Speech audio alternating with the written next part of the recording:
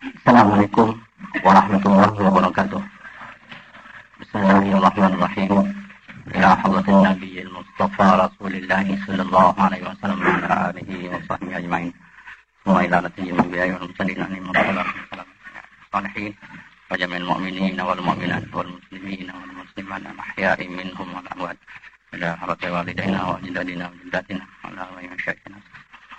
Wa khususan ila hadratil salihin. Al-Fatihah.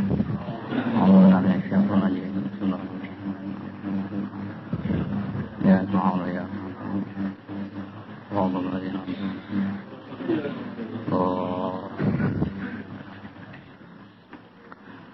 Alhamdulillah wa syukrulillah wassalatu wassalamu ala rasulillah. Rabbi shrah li sadri wa yassir li amri wahlul 'uqdatam min lisani yafqahu qawli. Subhanaka la ilma lana illa ma 'allamtana innaka antal alimul hakim. La haula wala quwwata illa billahil aliyyil azim. Amma ba'd. Yang mulia saudara fungsi yang berbahagia nama Ibu Syekh Musaid nama Ibu Syekh yang berbahagia para mukaba, mudara, khususnya tuan-tuan, saudari, para hadirin yang dihormati sekalian. Syukur alhamdulillah kita panjatkan kepada Allah Subhanahu wa taala.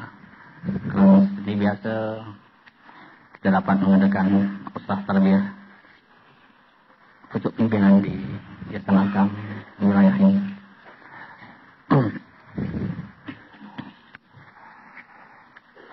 Semoga perhimpunan seumpama ini kita dapat lakukan terus menerus demi untuk kepentingan kita bersama. Usrah kita pada malam ini ialah usrah setelah kita berhadapan dengan bulan Ramadan. Kita telah menempuh sebulan bulan Ramadan.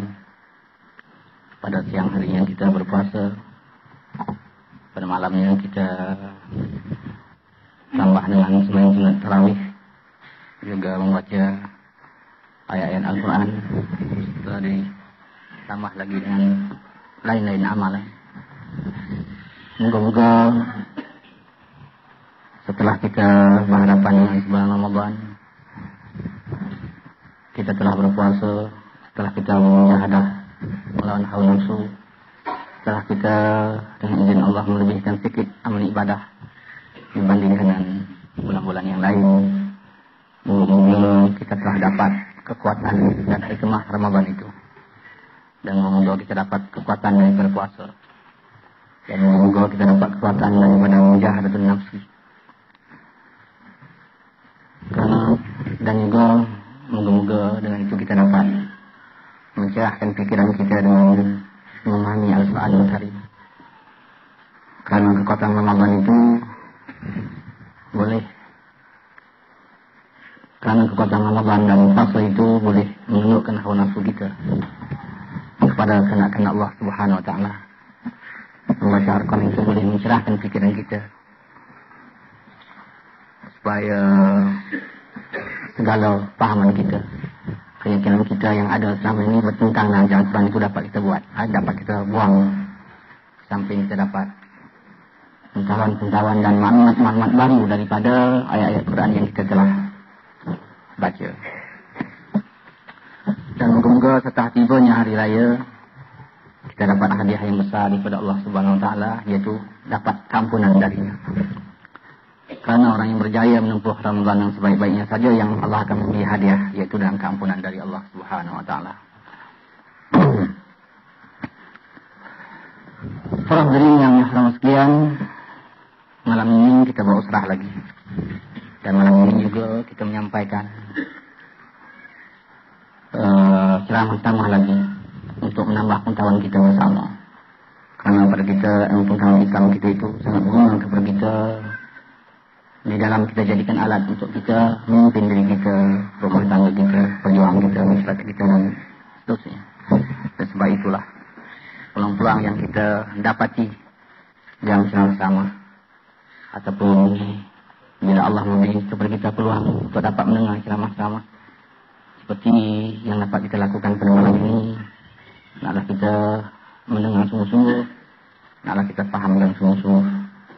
Selepas itu boleh kita sampaikan pula kepada orang-orang yang patut kita sampaikan dengan sebaik-baiknya sebagaimana yang kita faham. Yang penting dari itu, atau yang lebih penting dari itu, kita dapat amalkan. Kerana ilmu tidak dapat diamalkan hanya sia-sia saja. Sebab itulah sentiasalah kita berdoa kepada Allah SWT, moga-moga ilmu yang kita dapat itu kita dapat amalkan. Jangan kita hanya mengumpulkan ilmu yang banyak tetapi kita tidak dapat beramal dengannya. Barang dijauhkan Allah lah kita menambah ilmu tetapi tidak menambah amal. Biarlah kita ilmu bertambah, amal juga bertambah. Biar kita sikit ilmu tetapi ilmu yang sikit dapat kita amalkan. Tidak ada artinya banyak ilmu kalau ilmu yang banyak itu kita tidak dapat amalkan.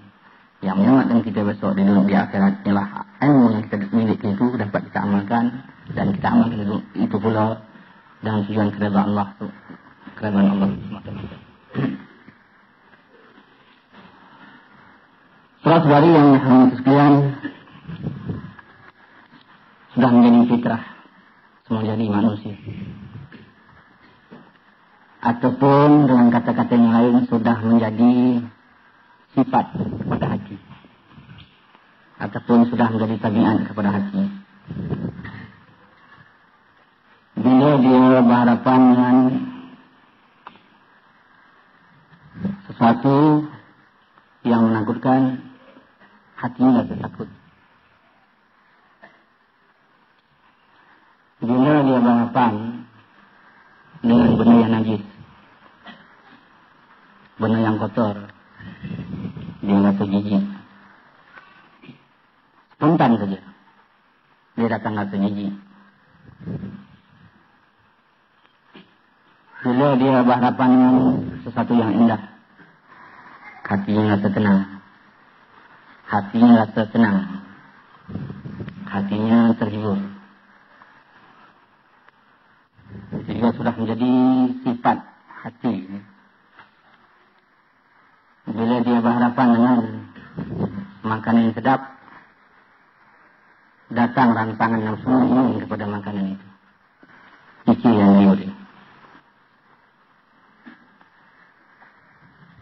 Bila berhadapan dengan perkara-perkara biasa, maka hati pun rasa biasa, dia tak ada menimbulkan apa-apa perasaan. Itu juga hati ini sifat dia bila dia berhadapan dengan orang yang dihormati ataupun orang yang patut dihormati, dia sendiri hati ini menghormat, dia merendah diri.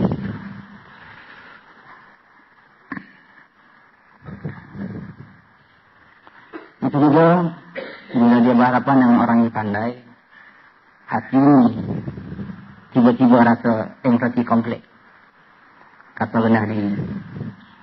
Itu juga hati ini bila dia berhadapan dengan orang yang ada kuasa, ya, ataupun orang yang berkuasa, hati ini rasa gerun dan hebat. Ini di antara fitrah yang Allah telah jadikan pada diri manusia, ataupun inilah yang dikatakan di antara sifat-sifat hati ataupun sifat roh. Tapi kita rasa pelik. Kita pelik pada diri kita, ataupun kita pelik kepada manusia yang hidup atas muka bumi Tuhan ini.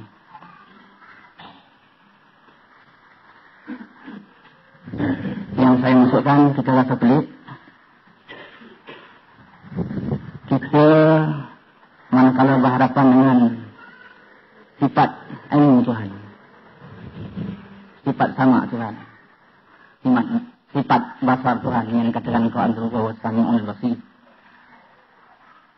hati kita tidak terasa malu. Hati kita tak terasa malu. Padahal dalam pengajian kita Allah itu mendengar, Allah itu melihat, mengetahui. Allah mengetahui itu tidak terlindung oleh sebarang yang melindung. Ini dalam lubuk hati kita, hingga gerak hati kita pun Allah mengetahui. Tetapi di waktu itu hati kita tidak terasa malu kepada Tuhan. Itu juga hati ini tidak rasa gerun dan hebat bila berhadapan dengan kuasa Allah. Sedangkan Allah itu Inna Allah ala kulli syai'in qadir. Sehingga Allah itu berkuasa di atas sesuatu. Kuasa Allah itu maha hebat. Kalau dikata mati, kalau dikata hidup. Kalau dikata kaya, kalau dikata miskin. Kun fayakun. Jadilah kata Allah, pasti terjadi. Tetapi bila kita berhadapan dengan kuasa Allah begitu, pada kita dah belajar melalui Al-Quran, melalui sunnah, tak tahu dalam kitab tauhid, kita tak rasa hebat. Kita tak rasa gerun dengan Tuhan. Itu juga hati mengapa tak terasa takut bila berhadapan dengan sifat Jabbar. Sifat yang manusia Tuhan itu sifat Jabbar, Qahar, Syadidul Iqab. Jabbar itu keras, Qahar itu Jabbar itu perkasa, Qahar keras. Syadidul Iqab, sangat menghukum. Padahal kita jadikan nasyid di dalam Al-Asma'ul Husna. Di dalam Asma'ul Husna itu ada menunjukkan sifat Tuhan itu Jabbar, Qahar. Tetapi hati kita tak rasa takut, tak rasa bimbang. Itu juga hati ini mengapa tidak terasa kasih dan sayang kepada Tuhan. Bila mana kita mengetahui yang Allah itu sifat Rahman, bersifat Rahim, bahkan ada keterangan dan juga bersifat Ghafurur Rahim. Itu juga ada keterangan dalam hadis qudsi yang maksudnya lebih kurang, kata Tuhan, aku mengasihi kepada hamba itu, aku mengasihi kepada hambaku itu lebih daripada kasihnya seorang ibu kepada anaknya. Kita jumpa perkara itu semua. Tetapi hati kita ni tak terasa kasih dengan Tuhan. Tak rasa sayang dengan Tuhan. Itu juga mengapa hati ini bila berhadapan dengan sifat Razak, salah satu sifat Razak, sangat memberi rezeki. Memang setiap masa, setiap saat Allah akan memberi rezeki kepada kita. Rezeki tentang bidang makan minum, rezeki tentang pakaian, rezeki melihat, rezeki mendengar, rezeki boleh memiliki, ini semua rezeki nikmat daripada Allah Subhanahu Wa Taala. Tetapi hati kita tak rasa nak bersyukur daripada itu. Daripada itu kita tak rasa terhutang budi kepada Allah Subhanahu Wa Taala. Itu juga mengapa hati ini tidak ada ini rasa khidmat kepada Allah Subhanahu Wa Taala. Sedangkan kita membaca ayat Quran yang Quran itu ada berbunyi di antaranya wa man ya'mal salihan yujza bih, tak silap saya. Ada ayat yang begitu. Ya tak ada. Ada tertulis ayat. Wa man ya'mal salihan yujza bih. Barang siapa melaksanakan amal saleh, dia akan dibalas dengan amal salehnya itu. Jadi kalau Allah telah memberitahu kepada kita, kalau kita melaksanakan amal saleh akan dibalas dengan baik, akan dibalas dengan surga, ya. Tetapi tak ada, hati kita tidak mendorong kita untuk berkhidmat kepada Allah Subhanahu wa Ta'ala, untuk mengerjakan amal saleh. Mengapa berlaku demikian? Itu juga lah hati tidak menantang lagi berbagai-bagai rasa terhadap Allah Subhanahu wa Ta'ala. Sebagaimana nafsu itu terangsang bila berhadapan dengan bermacam-macam bentuk keduniaan yang ada di atas muka bumi.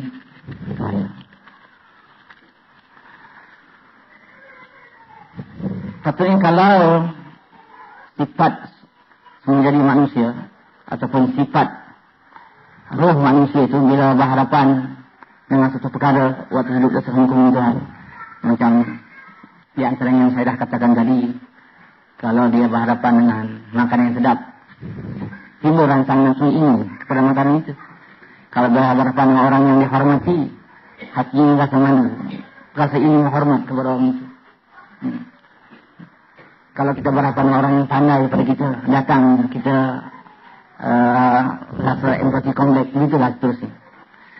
Padahal Kita berhadapan dengan Allah dengan sifat-sifatnya lebih dari itu. Kita tak rasa sensitif lagi berhadapan dengan Allah. Kita tak rasa sensitif lagi dengan kudrat Allah. Kita tak ada rasa sensitif lagi dengan sama Allah. Kita tak ada rasa sensitif lagi dengan basar Allah. Begitulah seterusnya.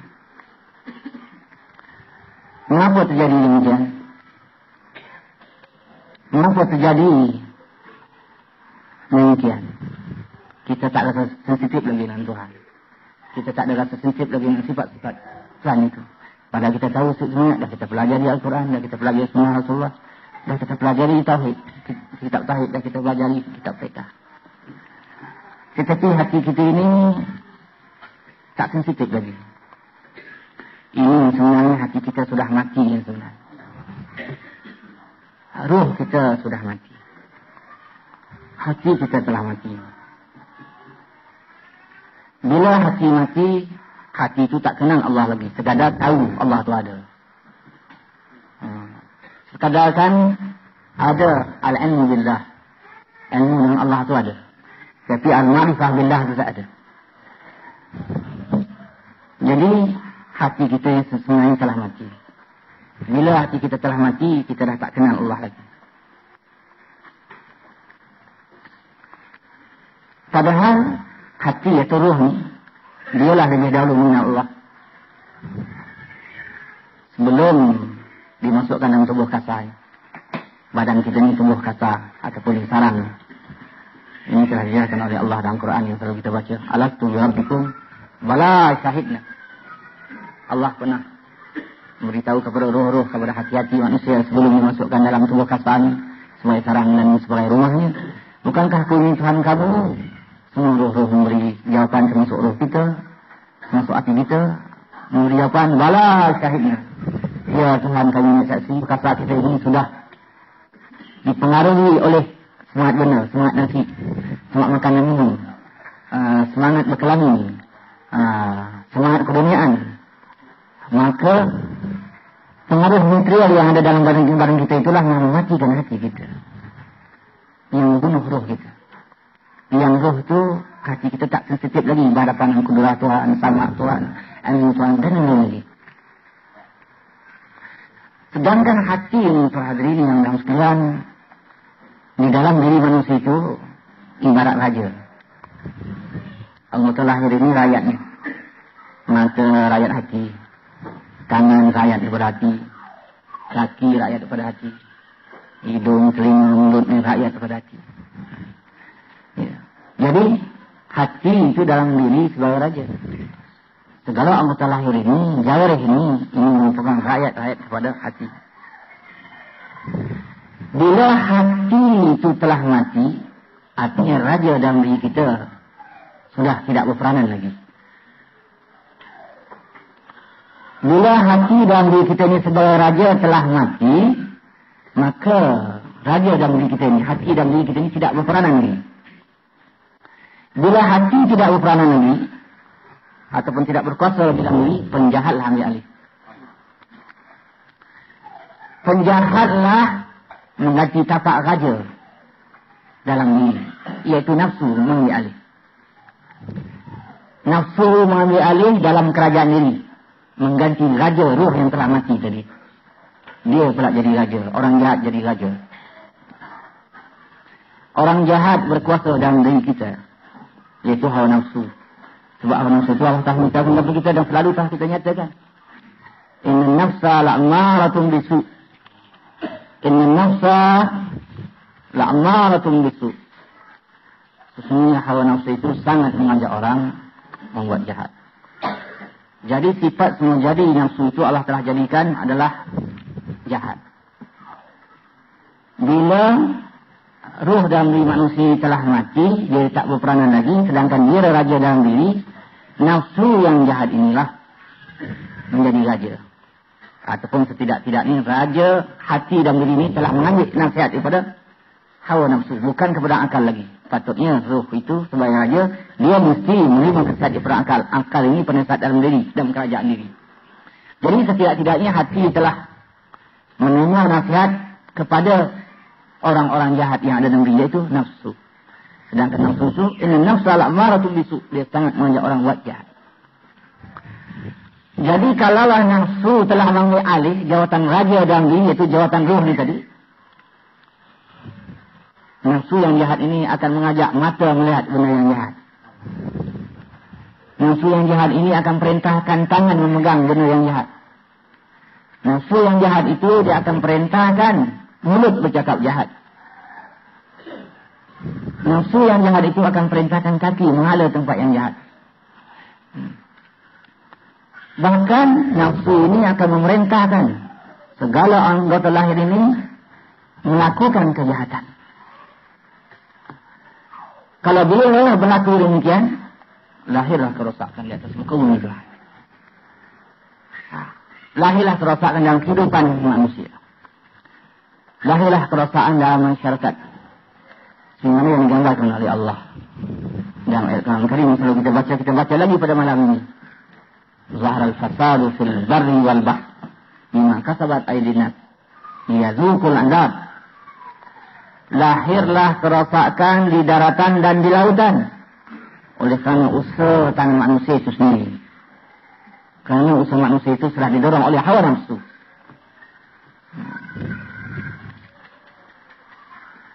Dengan tujuan apa? Liyazuqul adab, agar manusia itu merasai azab di dunia lagi.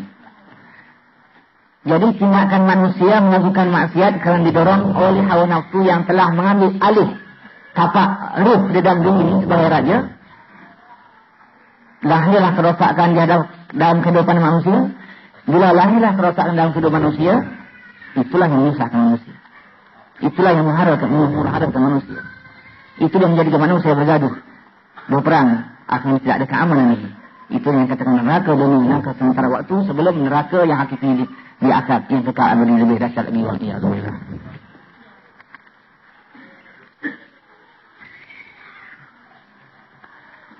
Jadi jelaslah para hadirin yang sekalian, bila hati kita ini tidak sensitif lagi dengan sama Tuhan, dengan ilmu Tuhan, dengan kudrah Tuhan dan lain-lain, itu menunjukkan hati kita telah mati.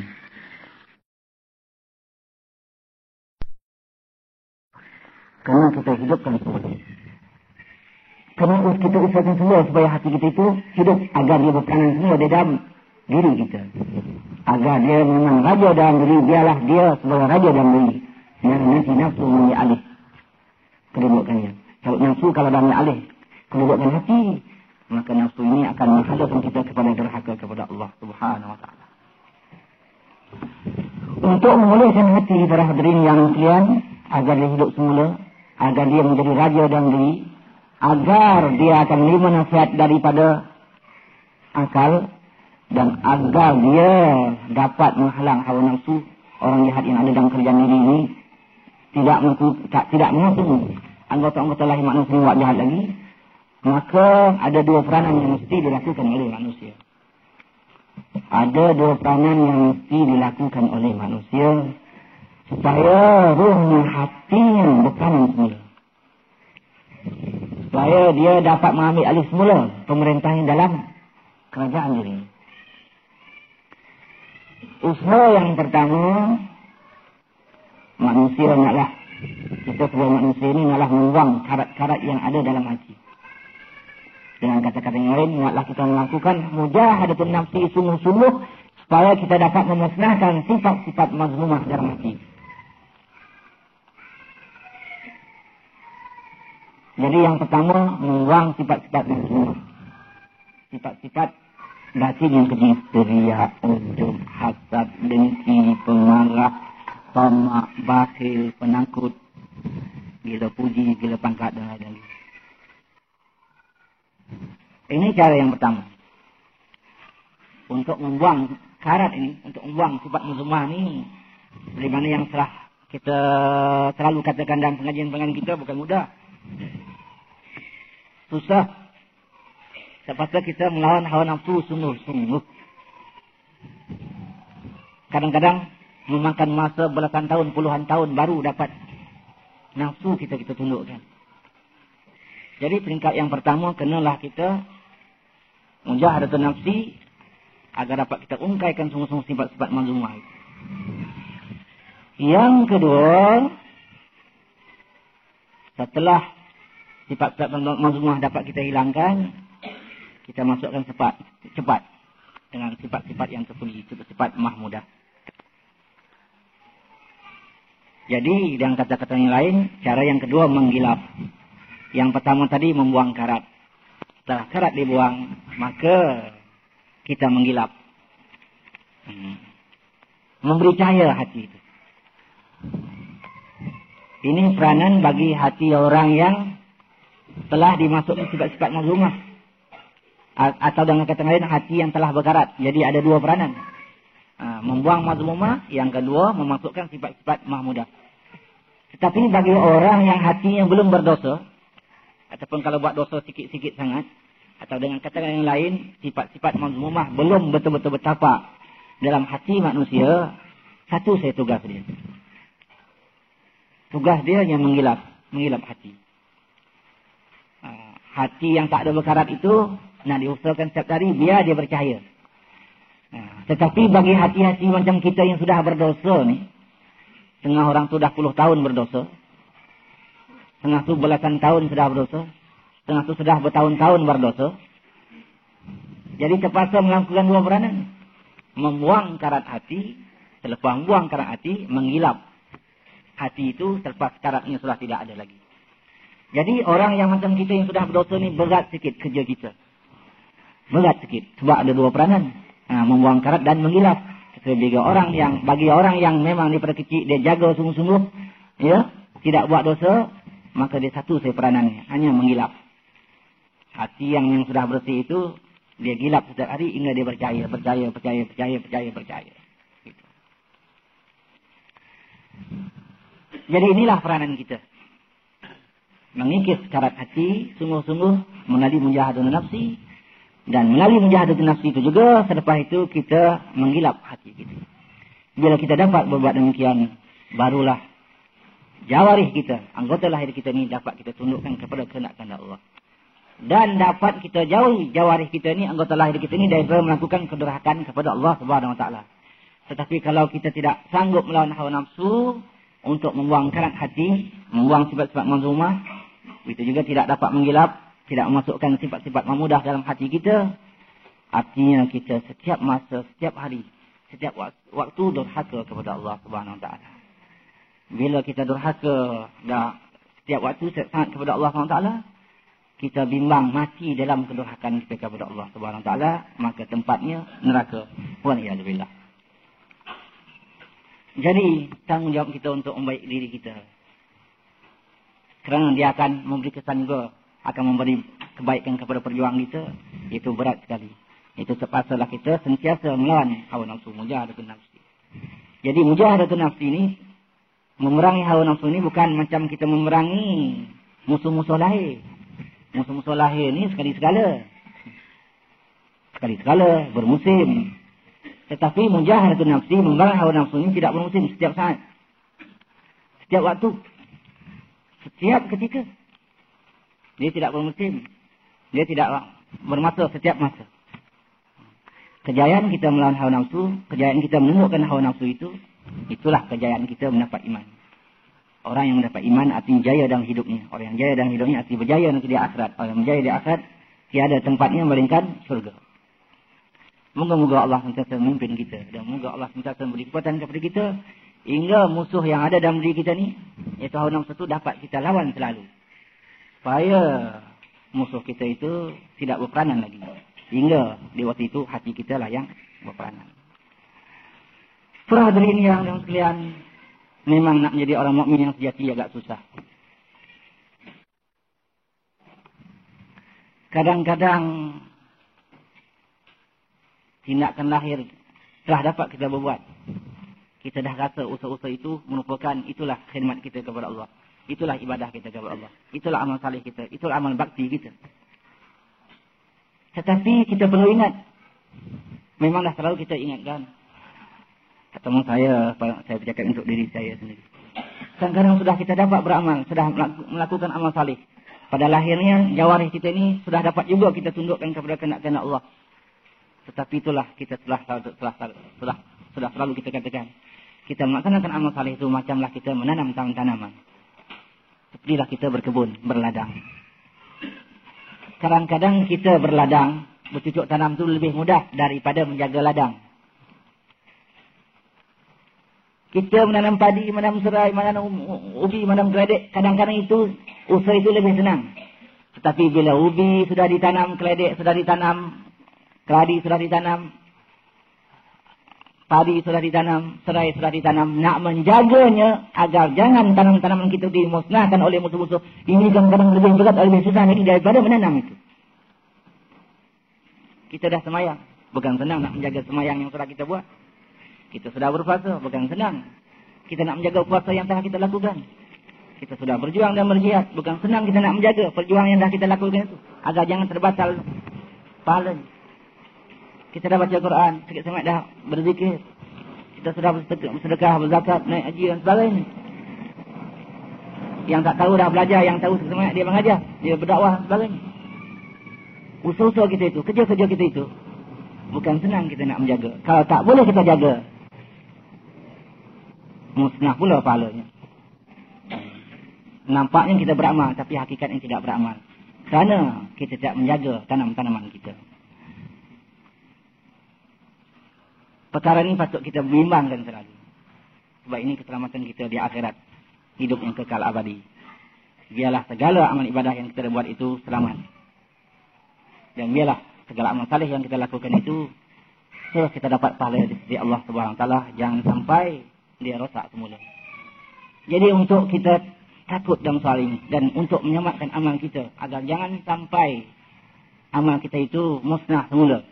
Seperti tanam-tanam tadi dah kita tanam dengan sebaik-baiknya, dia akan musnah semula oleh musuh-musuhnya.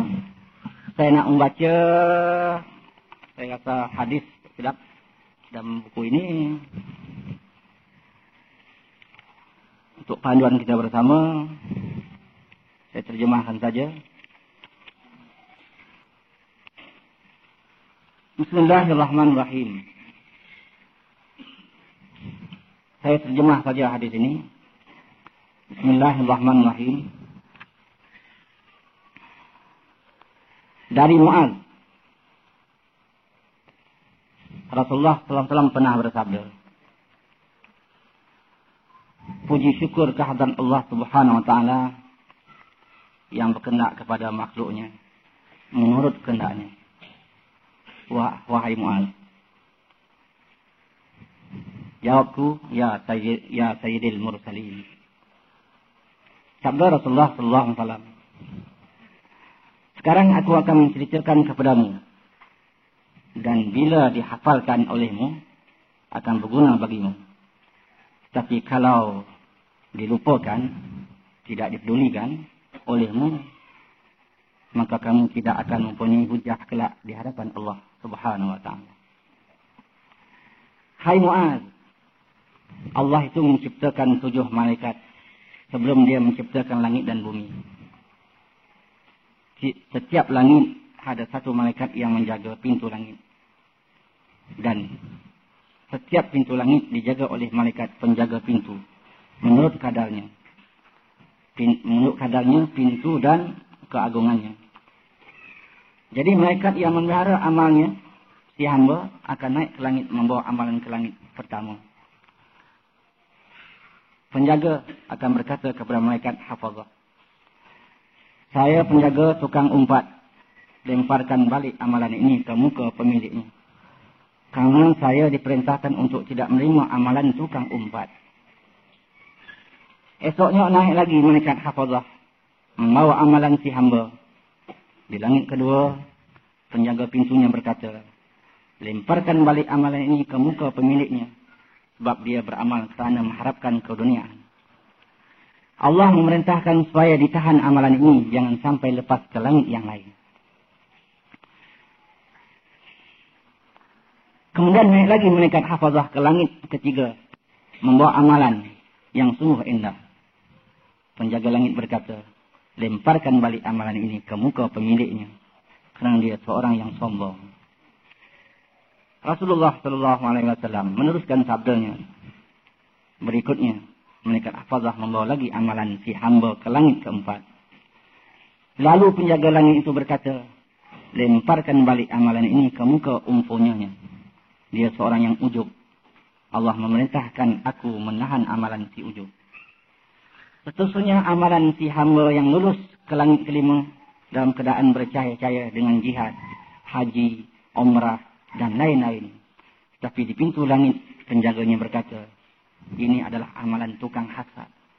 Dia sangat benci pada nikmat yang Allah berikan pada hambanya. Dia tidak redha dengan kehendak Allah. Sebab itu Allah perintahkan amalannya dilemparkan balik ke mukanya.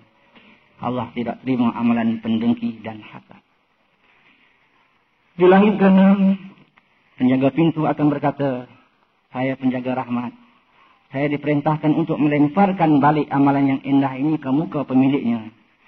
Kerana dia tidak pernah mengasihi orang lain. Kalau orang dapat musibah, dia berasa senang. Sebab itu amalan ini jangan melintasi langit ini. Malaikat hafazah naik lagi membawa amalan si hamba yang dapat lepas hingga ke langit ketujuh. Rupa cahaya bagaikan kilat. Suaranya bergemuruh. Di antara amalan itu ialah sembahyang, puasa, sedekah, jihad, warak dan lain-lain. Tetapi penjaga pintu langit berkata, saya ini penjaga sum'ah, ingin masyhur. Sungguhnya si pengamal ini ingin masyhur dalam kumpulan-kumpulan dan selalu ingin tinggi di saat-saat berkumpul dengan kawan-kawan yang sebaya dan ingin mendapat pengaruh daripada pemimpin. Allah memerintahkan padaku agar amalan ini jangan melintasiku. Tiap-tiap amalan yang tidak bersih karena Allah, maka itulah riya. Allah tidak akan menerima dan mengabulkan orang-orang yang riya. Kemudian malaikat hafazah itu naik lagi dengan membawa amal hamba, yakni sembahyang, puasa, zakat, haji, umrah, akhlak yang baik dan pendiam, zikir pada Allah. Diiring malaikat ke langit ketujuh hingga sampai melintasi hijab-hijab dan sampailah ke hadrat Allah Subhanahu wa taala. Semua malaikat berdiri di hadapan Allah. Dan semua menyaksikan amalan itu sebagai amalan saleh yang betul-betul ikhlas untuk Allah. Tetapi firman Allah, hafazah sekalian, pencatat amal hambaku, aku adalah mengintip hatinya dan aku lebih mengetahui apa yang dimaksudkan oleh hambaku ini dengan amalannya. Dia tidak ikhlas padaku oleh hambaku ini dengan amalannya. Dia menipu orang lain, menipu kamu, menekan hafazah. Tetapi tidak boleh menipu aku. Aku adalah maha mengetahui. Aku melihat segala isi hati dan tidak akan terlindung bagiku apa saja yang terlindung. Pengetahuanku atas apa yang telah terjadi adalah sama dengan pengetahuanku atas apa yang bakal terjadi. Pengetahuanku atas orang yang terdahulu adalah sama dengan pengetahuanku ke atas orang-orang yang datang kemudian. Kalau begitu, bagaimana hambaku ini menipu aku dengan amalnya ini? Lanatku tetap padanya. Dan ketujuh malaikat beserta 3,000 para malaikat yang mengiringnya pun berkata, ya Tuhan, dengan demikian tetaplah lanatmu dan lanat kami sekalian bagi mereka. Dan semua yang di langit turut berkata, tetaplah laknat Allah padanya dan laknat orang yang melaknat. Sayyidina Mu'adz yang merawatkan hadis ini kemudian menangis terisak-isak dan berkata, ya Rasulullah, bagaimana aku boleh selamat dari apa yang diceritakan ini? Sabda Rasulullah SAW, hai Mu'adz, ikutilah nabimu dalam soal keyakinan. Mu'adz bertanya kembali, ya Tuhan, ini Rasulullah, sedangkan saya ini hanya si Mu'adz bin Jabal.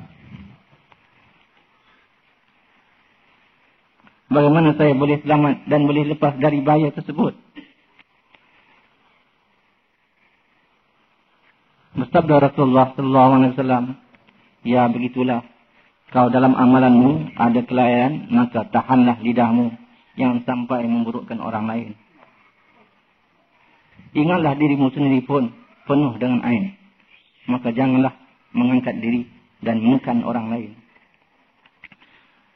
Jangan riak dengan amal supaya amal itu diketahui orang. Jangan termasuk orang yang mementingkan dunia dengan melupakan akhirat. Kamu jangan berbisik berdua ketika di sebelahmu ada orang lain yang tidak diajak berbisik.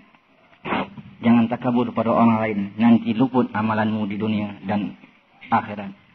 Dan jangan berkata kasar dalam sesuatu majlis dengan maksud supaya orang takut padamu.